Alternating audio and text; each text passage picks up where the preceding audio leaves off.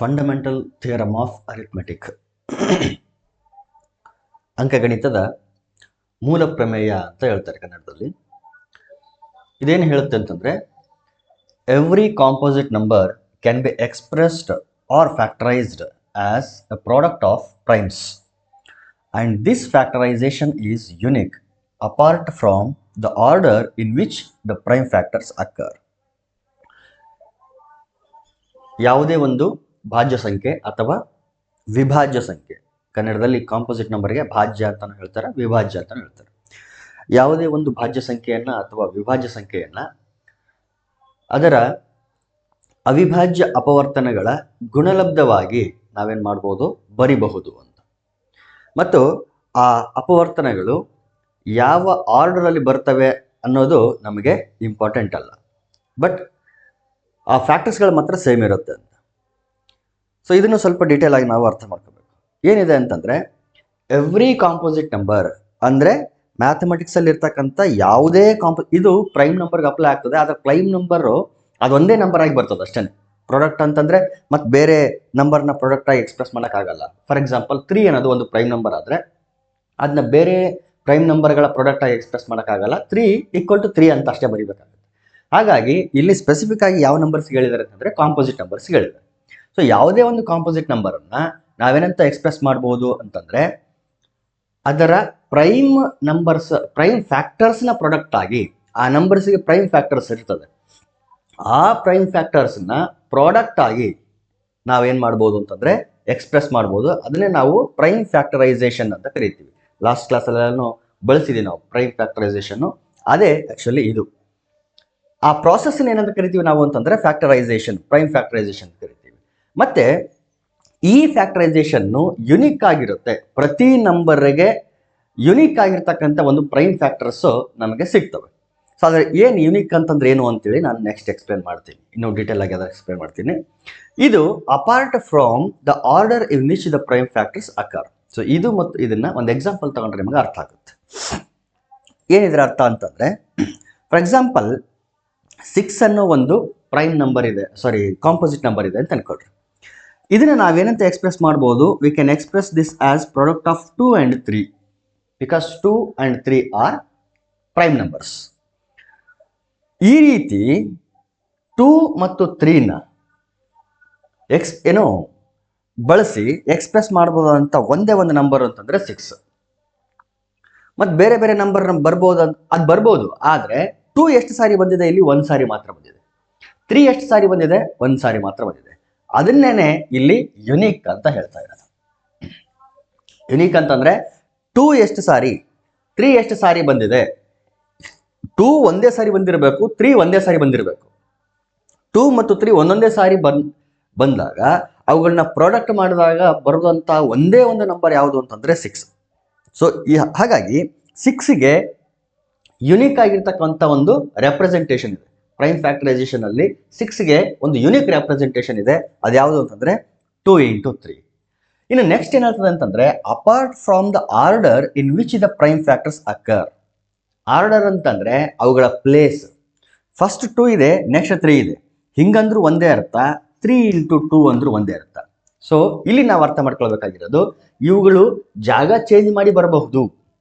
Apart from the order in which the prime factors, ಈ prime factors ಈ prime factors ಯಾವ ರೀತಿನಾದ್ರೂ ಬರಬಹುದು, ಆದ್ರೆ ಬರೋದು ಮಾತ್ರ ಯುನಿಕ್ ಆಗಿರುತ್ತೆ. ಯುನಿಕ್ ಆಗಿರುತ್ತೆ ಅಂತಂದ್ರೆ, ಇಲ್ಲಿ ಒಂದು ಸಾರಿ ನೀವು ಬರೆದಾಗ ಅದು ಎಷ್ಟು ಸಾರಿ ಬಂದಿತ್ತು 2 ಅನ್ನೋ ಒಂದು ಫ್ಯಾಕ್ಟರ್, ನೀವು ಯಾವುದೇ ರೀತಿನಲ್ಲಿ ಡಿವೈಡ್ ಮಾಡಿ ನೋಡಿ, ಆ ಫ್ಯಾಕ್ಟರ್ 1 ಸಾರಿ ಮಾತ್ರ ಬಂದಿರುತ್ತೆ.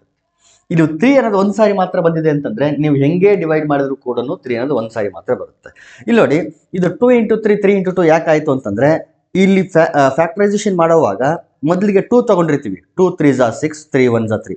ಸೊ ಇಲ್ಲಿ 2 × 3. ಇನ್ಯಾರ ಹುಡುಗ ಏನ್ ಮಾಡ್ಬೋದು ಅಂತಂದ್ರೆ 3 ಇಂದ ಡಿವೈಡ್ ಮಾಡ್ಬೋದು. 3 × 2 = 6, 2 × 1 = 2 ಅಂತೇಳಿ. ಸೊ ಇಲ್ಲಿ 3 × 2 ಅಂತ ಬಂತು. ಬಟ್ ಬಂದಿರೋದು ಮಾತ್ರ ಅದು ಒಂದೊಂದೇ ಸಾರಿ. ಸೊ ಒಂದೊಂದೇ, ಅದು ಎಷ್ಟು ಸಾರಿ ಬಂದಿರುತ್ತಲ್ಲ, ಅಕ್ಕರ್ ಆಗಿರುತ್ತಲ್ಲ, ಅದನ್ನ ನಾವೇನ್ ಕರಿತೀವಿ, ಯುನಿಕ್ ಅಂತ ಕರಿತೀವಿ. ಅವುಗಳ ಜಾಗ ಚೇಂಜ್ ಆದ್ರೂ ತೊಂದರೆ ಇಲ್ಲ ಅಂತ ಏನ್ ಹೇಳ್ತೀವಲ್ಲ, ಅದೇನು ಅಂತಂದ್ರೆ apart from the order in which the prime factors occur ಅಂತ. ಇನ್ನೊಂದು ಎಕ್ಸಾಂಪಲ್ ತಗೊಳ್ರಿ. ಸಪೋಸ್ 18 ಅನ್ನ ನಾವು ಪ್ರೈಮ್ ಫ್ಯಾಕ್ಟರ್ಸ್ ಆಗಿ ಎಕ್ಸ್ಪ್ರೆಸ್ ಮಾಡಿದರೆ 2 × 9 = 18, 3 3s are 9, 3 1s are 3. So this 18 can be written as 2 into 3 into 3. 2 into 3 into 3. So ಇಲ್ಲಿ ಯುನಿಕ್ ಅಂತ ಹೇಳಬೇಕು ಅಂತಂದ್ರೆ 2 ಎಷ್ಟು ಸಾರಿ ಬಂದಿದೆ? ಒಂದು ಸಾರಿ ಮಾತ್ರ. 3 ಎರಡು ಸಾರಿ ಮಾತ್ರ ಬಂದಿದೆ. ಸೊ 2 ಒಂದು ಸಾರಿ, 3 ಎರಡು ಸಾರಿ ಬರೋ ತರ ಎಕ್ಸ್ಪ್ರೆಸ್ ಮಾಡಬಹುದಾದಂತ ಒಂದೇ ಒಂದು ನಂಬರ್ ಅಂತಂದ್ರೆ 18. 18ಗೆ ಇದೊಂದೇ ಒಂದು ಎಕ್ಸ್ಪ್ರೆಷನ್ ಇರೋದು, 2 into 3 into 3. ಅಂದ್ರೆ 2 ಒಂದು ಸಾರಿ ಬರಬೇಕು, 3ನ ಎರಡು ಸಾರಿ ಬಳಸಬೇಕು. ಇದು ಬಿಟ್ರೆ ಬೇರೆ ಯಾವುದೇ ಪ್ರೈಮ್ ನಂಬರ್ ಇದರ ಫ್ಯಾಕ್ಟರ್ ಆಗಿ ಬರೋಕ್ಕೆ ಸಾಧ್ಯ ಇಲ್ಲ. ಮತ್ತೆ 3 ಅನ್ನೋದು ಎರಡು ಸಾರಿ ಮಾತ್ರ ಬರುತ್ತೆ, 2 ಅನ್ನೋದು ಒಂದು ಸಾರಿ ಮಾತ್ರ ಬರುತ್ತೆ. ಸೊ ಇದು ಯುನಿಕ್ನೆಸ್ ಅನ್ನ ಎಕ್ಸ್ಪ್ರೆಸ್ ಮಾಡುತ್ತೆ. ಇಲ್ಲಿ 2 into 3 into 3 ಅಂತನಾದ್ರೂ ಬರಿಬಹುದು, ಅಥವಾ 3 into 2 into 3 ಅಂತನಾದ್ರೂ ಬರಿಬಹುದು, ಅಥವಾ 3 into 3 into 2 ಅಂತನಾದ್ರೂ ಬರಿಬಹುದು. ಇದೇನು ಎಕ್ಸ್ಪ್ರೆಸ್ ಮಾಡ್ತದೆ ಅಂತಂದ್ರೆ ಅವುಗಳ ಆರ್ಡರ್ ಚೇಂಜ್ ಆದ್ರೂ ಕೂಡ ಅದು ಅದೇ ನಂಬರ್ ಅನ್ನ ರೆಪ್ರೆಸೆಂಟ್ ಮಾಡುತ್ತೆ. ಸೊ ಆರ್ಡರ್ ಇಲ್ಲಿ ಅಷ್ಟೊಂದು ಮ್ಯಾಟರ್ ಆಗೋದಿಲ್ಲ ಅಂತ. ಓಕೆ, ಸೊ ಇದು ಏನಪ್ಪಾ ಅಂತಂದ್ರೆ ಫಂಡಮೆಂಟಲ್ ಥಿಯರಮ್ ಆಫ್ ಅರಿಥ್ಮೆಟಿಕ್, ಬಹಳ ಇಂಪಾರ್ಟೆಂಟ್ ಇದು. ಇದರ ಮೇಲೆ ನಾವೇನ್ ಮಾಡೋಣ ಅಂತಂದ್ರೆ ಒಂದು ಇಂಪಾರ್ಟೆಂಟ್ ಇದಿದೆ, ಏನು ಅಂತಂದ್ರೆ ಒಂದು ಥಿಯರಮ್ ಇದೆ, ಆ ಥಿಯರಮ್ನ ಪ್ರೂವ್ ಮಾಡೋಣ. ಮೇ ಬಿ ಅದು GPSTR ಅಲ್ಲೆಲ್ಲನೂ ಡಿಸ್ಕ್ರಿಪ್ಟಿವ್ ಟೈಪ್ ಅಲ್ಲಿ ಕೇಳಿದ್ರು ಕೇಳ್ಬೋದು.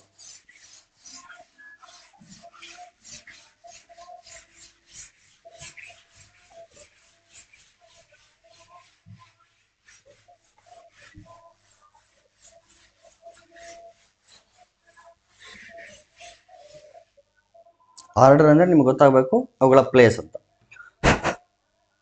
ಈ ಆರ್ಡರ್ಡ್ ಪೇರ್ ಅಂತ ಹೇಳ್ತೀವಿ ನೋಡ್ರಿ. ಆರ್ಡರ್ಡ್ ಪೇರ್ ಸಪೋಸ್ 2, 1, 1, 2 ಇವುಗಳನ್ನ ಜಸ್ಟ್ ಪೇರ್ ಅಂತ ಹೇಳೋದಿಲ್ಲ, ಆರ್ಡರ್ಡ್ ಪೇರ್ ಅಂತ ಹೇಳ್ತೀವಿ. ಯಾಕೆ ಆರ್ಡರ್ಡ್ ಪೇರ್ ಅಂತ ಹೇಳ್ತೀವಿ ಅಂತಂದ್ರೆ ಅವುಗಳ ಪ್ಲೇಸ್ಗೆ ಇಂಪಾರ್ಟೆನ್ಸ್ ಇದೆ. ಇಲ್ಲಿ ಆರ್ಡರ್ ಡಸಂಟ್ ಮ್ಯಾಟರ್. ಯಾವುದು ಫಂಡಮೆಂಟಲ್ ಥಿಯರಮ್ ಆಫ್ ಅರಿಥ್ಮೆಟಿಕ್ ಅಲ್ಲಿ ಅವುಗಳ ಆರ್ಡರ್ ಹೆಂಗಾದ್ರೂ ಇರ್ಬೋದು. ಇಲ್ಲಿ ಫಸ್ಟ್ 2 ಇದೆ, ನೆಕ್ಸ್ಟ್ 1 ಇದೆ. ಇಲ್ಲಿ ಫಸ್ಟ್ 1 ಇದೆ, ನೆಕ್ಸ್ಟ್ 2 ಇದೆ ಅಂತಂದ್ರೆ ಅವುಗಳಿಗೆ ಇಂಪಾರ್ಟೆನ್ಸ್ ಇದೆ. ಅಂದ್ರೆ ಇದೇ ಬೇರೆ ಪಾಯಿಂಟ್, ಇದೇ ಬೇರೆ ಪಾಯಿಂಟ್ ಅಂತ ಅರ್ಥ. 2, 1 ಇಸ್ ನಾಟ್ ಈಕ್ವಲ್ ಟು 1, 2. 2, 1, 1, 2 ಎರಡು ಒಂದೇ ಅಲ್ಲ, ಬೇರೆ ಬೇರೆ. ಹಾಗಾಗಿ ಅವುಗಳನ್ನ ನಾವು ಏನಂತ ಕರೆದಿದ್ದೀವಿ ಅಂತಂದ್ರೆ ಆರ್ಡರ್ಡ್ ಪೇರ್ ಅಂತ ಕರೆದಿದ್ದೀವಿ. ಅಂದ್ರೆ ಅವುಗಳಿಗೆ ಆರ್ಡರ್ ಇದೆ, ಫಸ್ಟ್ ನೆಕ್ಸ್ಟ್ ಪ್ಲೇಸ್ ಇದೆ, ಫಸ್ಟ್ ಯಾರು, ನೆಕ್ಸ್ಟ್ ಯಾರು, ನೆಕ್ಸ್ಟ್ ಯಾರು ಅಂತ ಒಂದು ಪ್ಲೇಸ್ ಅಲ್ಲಿ ಏನ್ ಮಾಡಿದೀವಿ ಅಂತಂದ್ರೆ ಮೆನ್ಷನ್ ಮಾಡಿದೀವಿ ಅಂತ ಅರ್ಥ. ಒಂದು ಥಿಯರಮ್ ಇದೆ, ಇದು ಫಂಡಮೆಂಟಲ್ ಥಿಯರಮ್ ಆಫ್ ಅರಿಥ್ಮೆಟಿಕ್ ನ use ಮಾಡ್ಕೊಳ್ತದೆ.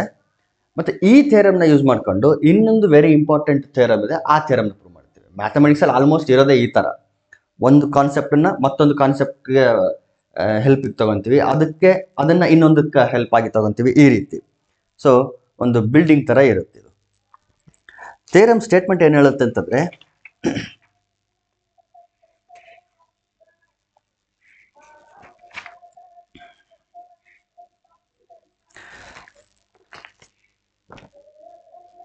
let P be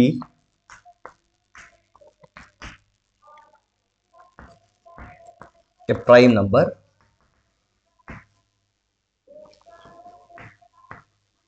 let P be a prime number if P divides a square. If P divides a square, then P divides A,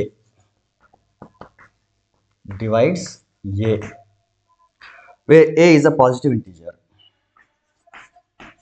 where A is a positive integer.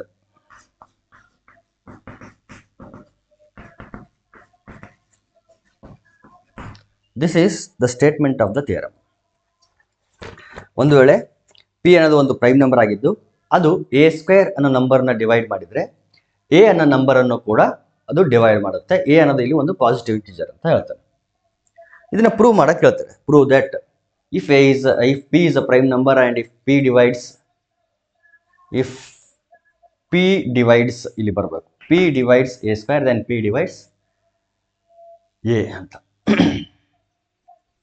Proof ನೋಡಿ. A ಅನ್ನೋದು ಒಂದು positive integer, ಅದು prime ಆದ್ರೂ ಆಗಿರ್ಬೋದು ಅಥವಾ composite ಆದ್ರೂ ಆಗಿರ್ಬೋದು. Okay, if it is prime, ಮೊದಲಿಗೆ ಕಾಂಪೋಸಿಟಿಗೆ ಪ್ರೂವ್ ಮಾಡೋಣ. ಪ್ರೈಮಿಗೆ ಭಾಳ ಸ್ವಲ್ಪ ಇದೆ, ಅದನ್ನ ಲಾಸ್ಟಿಗೆ ಹೇಳ್ತೀನಿ. ಲೆಟ್ ಎ, ಬುಕ್ಕಲ್ಲಿ ಮೇ ಬಿ ಬರೀ ಕಾಂಪೋಸಿಟಿಗೆ ಮಾತ್ರ ಪ್ರೂವ್ ಮಾಡಿದ್ದಾರೆ ಅವರು.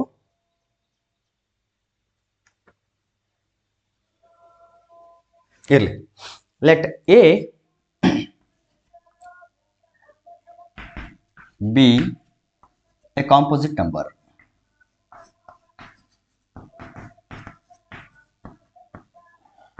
ಒಂದು ಕಾಂಪೋಸಿಟ್ ನಂಬರ್ ಆಗಿರಲಿ. If A is composite number, then according to theorem, ಯಾವುದು? Fundamental theorem of arithmetic, this A can be expressed as product of prime numbers, prime factors. So A equal to ಅದರ ಪ್ರೈಮ್ ಫ್ಯಾಕ್ಟರ್ಸ್ನ product ಆಗಿ ನಾವೇನು ಮಾಡ್ಬೋದು? Express ಮಾಡ್ಬೋದು.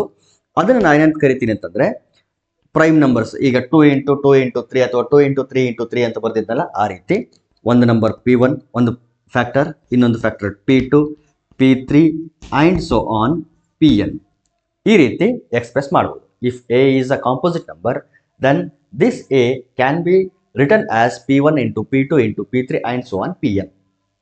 ಇಲ್ಲಿ P1, P2, P3ಗಳೆಲ್ಲ ಏನಿವು? Prime numbers. ಅದು ಆ್ಯಕ್ಚುಲಿ ಬರೀಬೇಕು, ಬಟ್ ಜಾಗ ಇಲ್ಲ, ಹಾಗಾಗಿ ನಾನು ಜಸ್ಟ್ ಹೇಳ್ತಿದ್ದೀನಿ. ಬಟ್ ಅಲ್ಲಿ ಪ್ರೂವ್ ಮಾಡುವಾಗ ಇದನ್ನು ನೀವು ಮೆನ್ಷನ್ ಮಾಡಬೇಕು. Where P1, P2, P3 and so on Pn are prime numbers ಅಂತ ಬರೀಬೇಕು. ಓಕೆ, ಎ ಈ ಟರ್ಮ್ ಆಯಿತು ಅಂತಂದರೆ, ಈ ಎಕ್ಸ್ಪ್ರೆಷನ್ ಆಯಿತು ಅಂತಂದರೆ ಎ ಸ್ಕ್ವೇರ್ ಏನಾಗಿರುತ್ತೆ ಹಾಗಾದರೆ? Then this implies a square equal to, ಇದೇ ಎ ಸ್ಕ್ವೇರು ಆ್ಯಕ್ಚುಲಿ ಏನಾಗಿರುತ್ತೆ ಅಂದರೆ ಎ ಇಂಟು ಎ ಅಂತ ನಾವು ಬರೀಬೇಕು, ಹೌದಾ? ಸೊ ಎ ಸ್ಕ್ವೇರ್ ಅಂತಂದ್ರೆ ಏನು? A into A. ಎ ಅಂದರೆ P1 × P3 × Pn and so on Pn ಅಂತ ಇದೆ, ಮತ್ತೊಂದು ಎ ಇದೆ. ಸೊ ಇದೇ ಟರ್ಮ್ಸ್ ಅಥವಾ ಇದೇ ಫ್ಯಾಕ್ಟರ್ಸ್ಗಳು ಮತ್ತೊಮ್ಮೆ ರಿಪೀಟ್ ಆಗಿ ಬರ್ತದೆ. ಯಾಕಂದರೆ A square is nothing but A into A. ಒಂದೇ ಎಗೆ ಈ ಫ್ಯಾಕ್ಟರ್ಸ್ನ ಬರೆದ್ರೆ ಮತ್ತೊಂದು ಎಗೆ ಮತ್ತೆ ಅದೇ ಫ್ಯಾಕ್ಟರ್ಸ್ನೇ ಬರೀಬೇಕಾಗುತ್ತೆ. Therefore this A into A I will write it as P1, P2 and so on Pn into ಇದೊಂದು ಎ ಇದೆ, ಅದನ್ನು P1 × P2 × Pn. ಎಲ್ಲ ಪ್ರಾಡಕ್ಟಲ್ಲೇ ಇರುತ್ತೆ. ಹಾಗಾದರೆ ಯಾಕೆ ಬ್ರಾಕೆಟ್ ಹಾಕಿದ್ದೀನಿ ಅಂತಂದರೆ ಅವಶ್ಯಕತೆ ಕೂಡ ಇಲ್ಲ. ಯಾಕೆ ಹಾಕಿದ್ದೀನಿ ಅಂತಂದರೆ ಇದು ಈ ಎಗೆ, ಇದು ಈ ಎಗೆ ಗೊತ್ತಾಗಲಿ ಅಂತ ಅಷ್ಟೇ. ಓಕೆ, ಈಗ ಅಲ್ಲಿ ಡಾಟಾ ಏನು ಕೊಟ್ಟಿದ್ದಾರೆ ಅಂತಂದರೆ given that P divides A square ಅಂತ ಕೊಟ್ಟಿದ್ದಾರೆ. P ಡಿವೈಡ್ಸ್ ಎ ಸ್ಕ್ವೇರ್ ಯಾವುದನ್ನು ಡಿವೈಡ್ ಮಾಡುತ್ತಂತೆ? ಎ ಸ್ಕ್ವೇರನ್ನು ಡಿವೈಡ್ ಮಾಡುತ್ತೆ. P divides A square. P A ಸ್ಕ್ವೇರ್ನ ಡಿವೈಡ್ ಮಾಡುತ್ತೆ ಅಂದರೆ ಅರ್ಥ ಏನು? ಇಷ್ಟರಲ್ಲಿರ್ತಕ್ಕಂಥ ಯಾವುದಾದ್ರೂ ಒಂದು ಟರ್ಮ್ನ ಡಿವೈಡ್ ಮಾಡುತ್ತೆ ಅಂತ ಅರ್ಥ. ಏನು ಹಂಗಂದ್ರೆ ನೋಡಿ, ಒಂದು ಎಕ್ಸಾಂಪಲ್ ತಗೊಳ್ಳೋಣ. ಯಾವುದೋ ಒಂದು ನಂಬರ್ ಇದೆ, ಆ ನಂಬರನ್ನು ನಾವು ಯಾವುದೋ ಒಂದು ನಂಬರ್ ಎ, ಅದನ್ನು ನಾವು ಈ ರೀತಿ ಬರೆದಿದ್ದೀವಿ ಅಂತ ಅನ್ಕೊಳ್ಳೋಣ. 2 × 3 × 3 × 5 × 7 ಈ ರೀತಿ ಬರೆದಿದ್ದೀವಿ ಅಂತ ಅನ್ಕೊಳ್ಳೋಣ.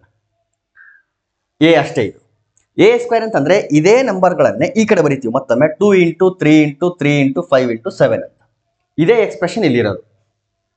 ಓಕೆ, ಈಗ ಅವನು ಹೇಳ್ತಿದ್ದೇನೆ ಅಂತಂದರೆ P ಅನ್ನೋದು ಈ ಎ ಅನ್ನೋ ನಂಬರನ್ನು ಡಿವೈಡ್ ಮಾಡುತ್ತೆ ಅಂತ ಹೇಳ್ತಾನೆ. P ಎ ಸ್ಕ್ವೇರನ್ನು ಡಿವೈಡ್ ಮಾಡುತ್ತೆ ಅಂತ ಹೇಳ್ತಾನೆ. ಎ ಸ್ಕ್ವೇರನ್ನು ಡಿವೈಡ್ ಮಾಡಬೇಕು ಅಂತಂದರೆ ನೋಡಿ, ಎ ಸ್ಕ್ವೇರ್ ಯಾವ ರೀತಿ ಇರುತ್ತೆ ಇಲ್ಲಿ? A square will be equal to 2 × 3 × 3 × 5 × 7. ಇದು ಎ ಆಗಿದ್ರೆ ಇನ್ನೊಂದು ಎ ಮತ್ತೆ ಸೇಮ್ ಇದೇ ರೀತಿ 2 × 3 × 3 × 5 × 7 ಆಗಿರುತ್ತೆ. So A into A square. P ಅನ್ನೋದು ಒಂದು ಪ್ರೈಮ್ ನಂಬರ್, ಆಲ್ರೆಡಿ ಹೇಳಿದ್ದಾನೆ. ಪ್ರೈಮ್ ನಂಬರು ಜೊತೆಗೆ ಅದು ಎ ಸ್ಕ್ವೇರನ್ನು ಡಿವೈಡ್ ಮಾಡುತ್ತಂತೆ. ಎ ಸ್ಕ್ವೇರನ್ನು ಡಿವೈಡ್ ಮಾಡಬೇಕು ಅಂತಂದರೆ ಇದು ಪ್ರೈಮ್ ನಂಬರ್ ಆಗಿರೋದ್ರಿಂದ ಇದರಲ್ಲಿರ್ತಕ್ಕಂಥ ಯಾವುದಾದ್ರೂ ಒಂದು ಪ್ರೈಮ್ ಆಗಿರಬೇಕದು, ಇಲ್ಲ ಅಂತಂದರೆ ಡಿವೈಡ್ ಮಾಡೋಕ್ಕಾಗೋದಿಲ್ಲ. ಇದರಲ್ಲೇ ಇರ್ತಕ್ಕಂಥ ಯಾವುದಾದ್ರೂ ಒಂದು ಪ್ರೈಮ್ ನಂಬರು ಈ P ಆಗಿರಬೇಕು. ಈಗ ಅದೇನಾದರೂ P ಅನ್ನೋದು 2 ಆಗಿತ್ತು ಅಂತ ಅನ್ಕೊಳ್ರಿ, ಈ 2 ಕ್ಯಾನ್ಸಲ್ ಆಗುತ್ತೆ. 3 ಆಗಿದ್ರೆ 3 ಕ್ಯಾನ್ಸಲ್ ಆಗುತ್ತೆ. 5 ಆಗಿತ್ತು ಅಂದರೆ 5 ಕ್ಯಾನ್ಸಲ್ ಆಗುತ್ತೆ. ಉಳಿದೆಲ್ಲ ಏನಾಗುತ್ತೆ ಅಲ್ಲಿ? ಕೋಶಂಟ್ ಆಗ್ತದೆ. 7 ಆಗಿದ್ರೆ 7 ಕ್ಯಾನ್ಸಲ್ ಆಗುತ್ತೆ. ಒಂದು ವೇಳೆ P ಪ್ರೈಮ್ ಅಂತ ಹೇಳಿರೋದ್ರಿಂದ ಅದು ಬೇರೆ ಪ್ರೈಮ್ ನಂಬರ್ ಆಗಿತ್ತು, ಇದರಲ್ಲಿ ಇರ್ತಕ್ಕಂಥ ಪ್ರೈಮ್ ನಂಬರ್ ಬಿಟ್ಟು ಬೇರೆ ಪ್ರೈಮ್ ಆಗಿತ್ತು ಅಂತ ಅನ್ಕೊಳ್ರಿ, 11 ಆಗಿತ್ತು ಅನ್ಕೊಳ್ರಿ, ಡಿವೈಡ್ ಆಗಲ್ಲ. ಯಾಕಂದ್ರೆ ಇವೆಲ್ಲಷ್ಟು ಪ್ರೈಮ್ಗಳು, ಅದು ಪ್ರೈಮ್ ನಂಬರೇ. ಪ್ರೈಮ್ ನಂಬರು ಇದರಲ್ಲಿರ್ತಕ್ಕಂಥ ಬೇರೆ ಪ್ರೈಮ್ ನಂಬರ್ನ ಡಿವೈಡ್ ಮಾಡೋಕ್ಕೆ ಸಾಧ್ಯನೇ ಇಲ್ಲ. ಹಾಗಾಗಿ ಈ ಪಿ ಅನ್ನೋದು ಈ ಎ ಸ್ಕ್ವೇರ್ ನಲ್ಲಿ ಇರ್ತಕ್ಕಂಥ ಎಕ್ಸ್ಪ್ರೆಷನ್ಸ್ ಏನಿದೆ, ಈ ಪ್ರೈಮ್ ನಂಬರ್ಸ್ ಏನಿದೆ ಅದರಲ್ಲೇ ಇರ್ತಕ್ಕಂಥ ಯಾವ್ದಾದ್ರು ಒಂದು ಪ್ರೈಮ್ ನಂಬರ್ ಆಗಿರ್ಬೇಕು. ಅದು ಅಂದಾಗ ಮಾತ್ರ ಅದು ಎ ಸ್ಕ್ವೇರ್ ನ ಡಿವೈಡ್ ಮಾಡುತ್ತೆ ಹೊರತು ಇಲ್ಲ ಅಂತಂದ್ರೆ ಎ ಸ್ಕ್ವೇರ್ ನ ಡಿವೈಡ್ ಮಾಡೋದು.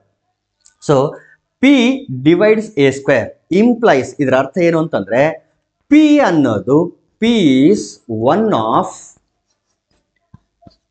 P1 or P2 or Pn.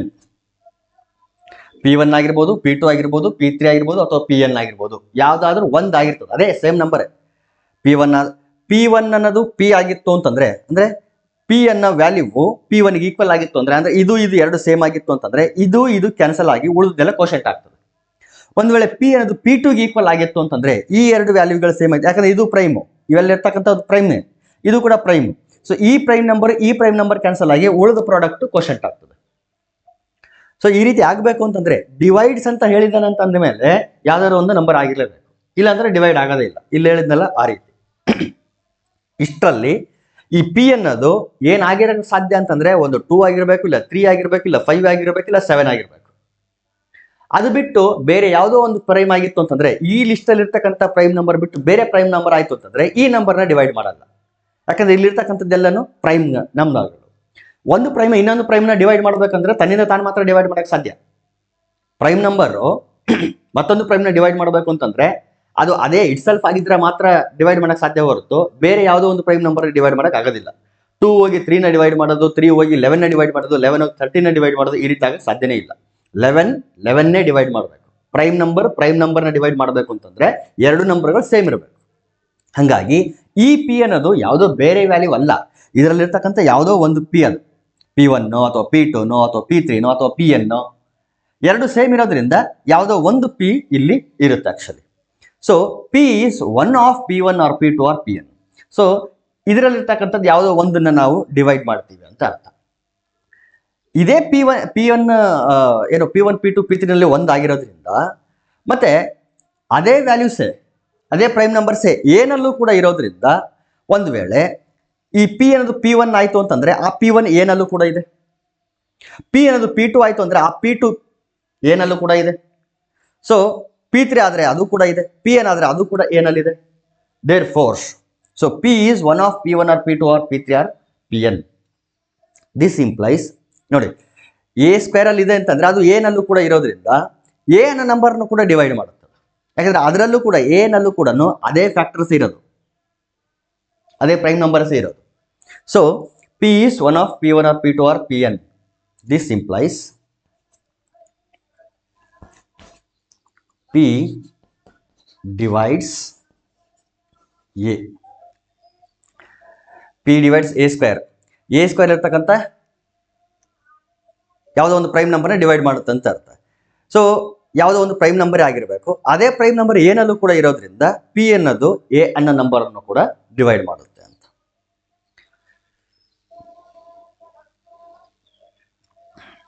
So ಇದು ಏನು ಅಂತಂದ್ರೆ ಪ್ರೂಫ್. ಎಕ್ಸ್ಪ್ಲನೇಷನ್ ಏನು ಅಂತಂದ್ರೆ ನಾನೇನೇ ಸೆಂಟೆನ್ಸ್ ಅಲ್ಲಿ ಹೇಳಿದ್ದೀನಿ ಅದನ್ನೇ ನೀವೇನ್ ಮಾಡಬೇಕು ಅಂತಂದ್ರೆ ಅಲ್ಲಿ ಬರಿಬೇಕು. ಓಕೆ, ಅದು ಆಕ್ಚುಲಿ ನಾನು ಜಾಗ ಕಡಿಮೆ ಇರೋದ್ರಿಂದ ಅದನ್ನ ಸ್ವಲ್ಪ ಅವಾಯ್ಡ್ ಮಾಡಿದ್ದೀನಿ ಅಷ್ಟೇ. ಓಕೆ, ನೆಕ್ಸ್ಟ್ ನೋಡೋಣ.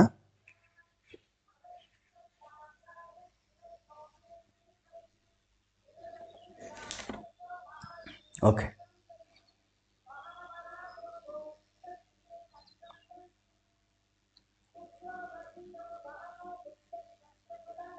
ಇಲ್ಲಿ ಬೇಕಿದ್ರೆ ಬರಿಬಹುದು P1 or P2 or P3 Pn since A equal to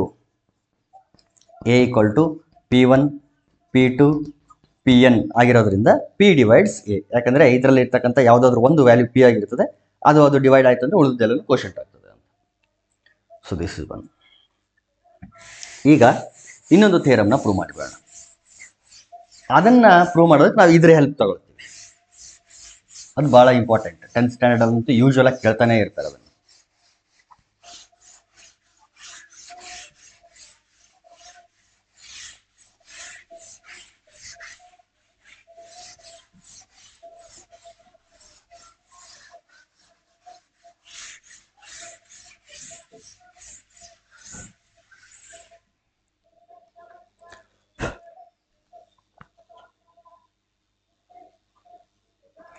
okay, ಅದೊಂದು ಥಿಯರಮ್ ಪ್ರೂವ್ ಮಾಡೋಣ. ಅದೇನಂತಂದರೆ prove that root 2 is an irrational number.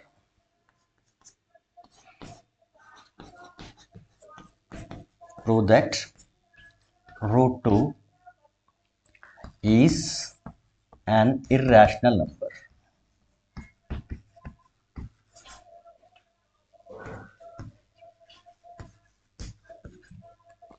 Irrational number ಅಂತ ಪ್ರೂವ್ ಮಾಡಬೇಕು. ಪ್ರೂಫ್ ಇದನ್ನು ನಾವು ಕಾಂಟ್ರಡಿಕ್ಷನ್ ಮೆಥಡ್ ಇಂದ ಪ್ರೂವ್ ಮಾಡ್ತೀವಿ. Let us prove this by contradiction.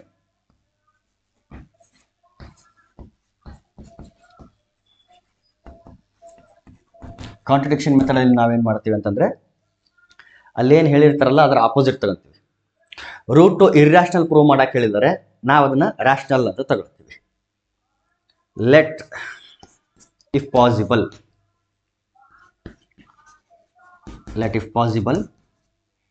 root 2 be a rational number. Rational number ಅಂತ ನಾವೇ ತಗೊಳ್ತೀವಿ. ಕಾಂಟ್ರಡಿಕ್ಷನ್ ಅಂತಂದ್ರೆ ಇದೇನೆ.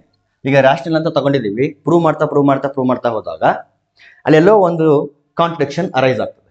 ಆ ಕಾಂಟ್ರಡಿಕ್ಷನ್ ಯಾಕೆ ಅರೈಸ್ ಆಗಿರುತ್ತೆ ಅಂತಂದ್ರೆ ನಾವು ಇಲ್ಲಿ ಆಪೋಸಿಟ್ ತಗೊಂಡಿರೋ ಸಲುವಾಗಿ.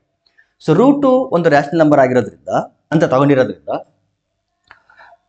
ರಾಷನಲ್ ನಂಬರ್ನ ಯಾವ ರೀತಿ ಎಕ್ಸ್ಪ್ರೆಸ್ ಮಾಡ್ತೀವಿ? P/Q ಫಾರ್ಮಲ್ಲಿ ಎಕ್ಸ್ಪ್ರೆಸ್ ಮಾಡ್ತೀವಿ, ಹೌದಾ? So root 2 will be equal to P/Q, where P and Q are some integers and Q is not equal to 0.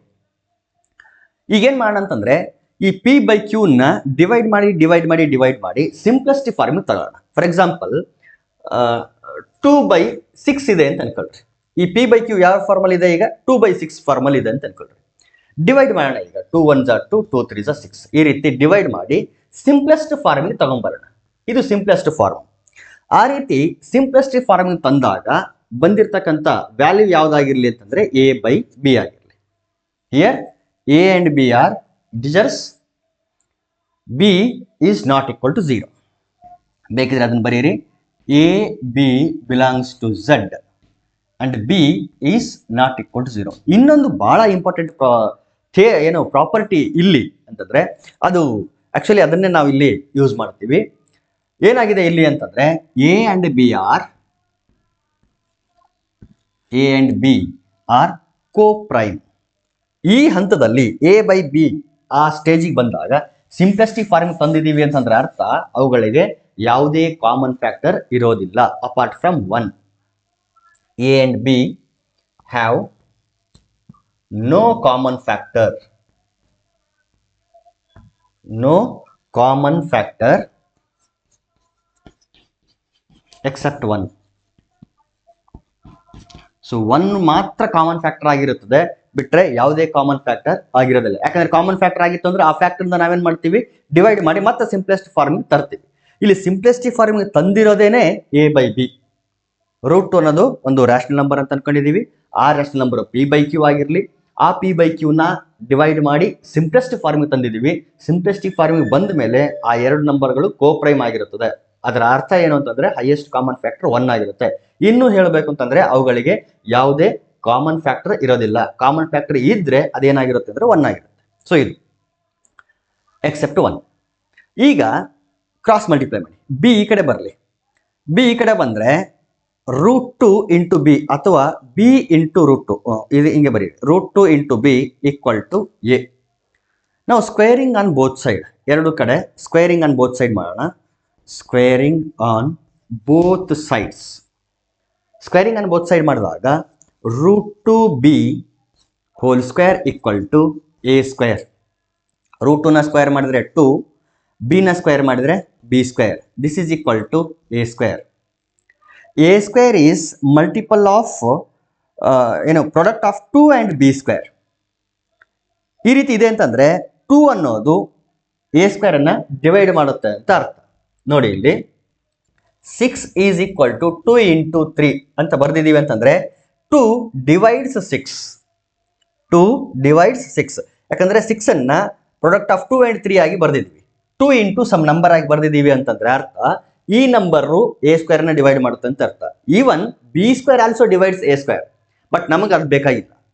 ಈ ರೀತಿ ಬರ್ದಾಗ ಎರಡು ನಂಬರ್ಗಳು ಈ ನಂಬರ್ನ ಡಿವೈಡ್ ಮಾಡುತ್ತೆ ಅಂತ ಅರ್ಥ. ಯಾಕಂದ್ರೆ ಇದು ಕೂಡ ಇದರ ಏನು ಫ್ಯಾಕ್ಟರು, ಬಿ ಸ್ಕ್ವೇರ್ ಕೂಡ ಒಂದು ಫ್ಯಾಕ್ಟರ್, ಪ್ರೈಮ್ ಹೌದಾ ಅಲ್ಲ ಗೊತ್ತಿಲ್ಲ ನಮಗೆ.